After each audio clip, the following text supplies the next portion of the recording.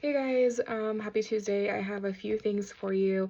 Number one, we're gonna celebrate Jessica Chris. It is her 1 year here serving at different capacities at New Vision after completing Growth Track. And so thank you, Jessica, for everything that you do here on the worship team, on our events team. You're so great, and we are so honored to have you here with us. Secondly, I just want to share a few verses with you and an encouraging word. We are in 2 Corinthians 8, verses 1 through 12. I'm not going to read it all, but take some time this week to read it. Find ways that you can apply it to your life. Make it a habit that continues with you throughout your life and build on that. And so there's a couple of verses that I want to highlight. Verse 2. This is talking about the Macedonian churches and how they are generous in their giving. And so it says, they are being tested by many troubles and they are very poor, but they are also filled with abundant joy, which has overflowed in rich generosity. And then verse 12 says, whatever you give is acceptable if you give it eagerly and give according to what you have, not what you don't have. And so there's a few things in this that I want to talk about. Number one, your joy can still be had in the midst of your troubles and all the things that you're walking through, right? We talk about this holiday season, and a lot of times how it's spoken of is that it's this wonderful time of year, and we're here to celebrate the birth of Jesus, and it's filled with gifts and love and family and laughter.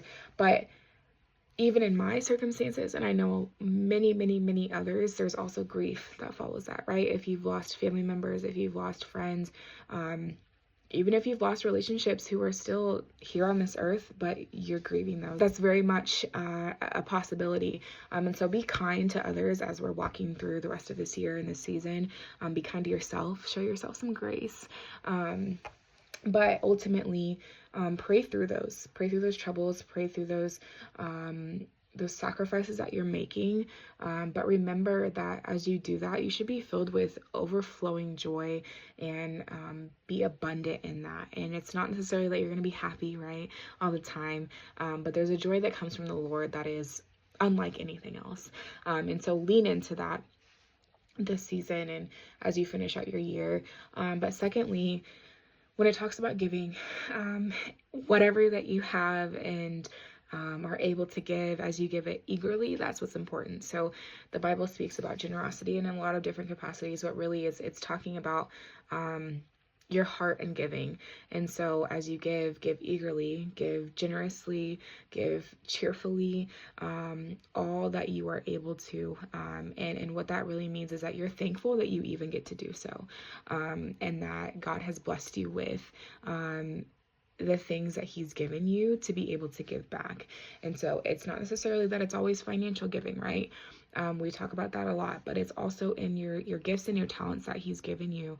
You can give back in those capacities too. And we talk about here on the events team, even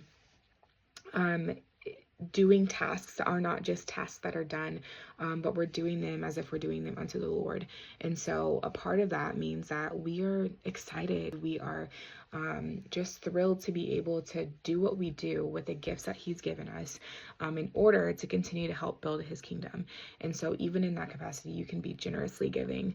And so think about that. I know that there's a lot asked of us in this season of giving through yes, finances, but also even through preparing meals, through hosting in your home, through giving gifts, and in just different ways. And so there's plenty of opportunities to be giving, right? And so that means that there's plenty of opportunities to be eager in that and generous in that and cheerful in that. And so as a reminder, this all stems from you spending time with the Lord. And so get in your Bible, continue to make that a habit. Be prayerful, continue to make that a habit, and surround yourself with people who are going to uplift you and point you towards that relationship with Jesus. That is ultimately how we make it through, right? With others. Life can get pretty boring without others. And so find your people if you haven't already. I can point you to some really cool people here, but lean on your team members here even as well. And so just some reminders for you. Remember to go read 2 Corinthians 8 verses 1 through 12. And lastly, we are getting ready to set up for Thanksgiving lunch that happens on Sunday right after service. Setup will be Saturday at 10 a.m. So please show up if you're available to. Let me know if you're making it to set up and or able to make it to serve on Sunday. And so thank you guys. I will talk to you guys later.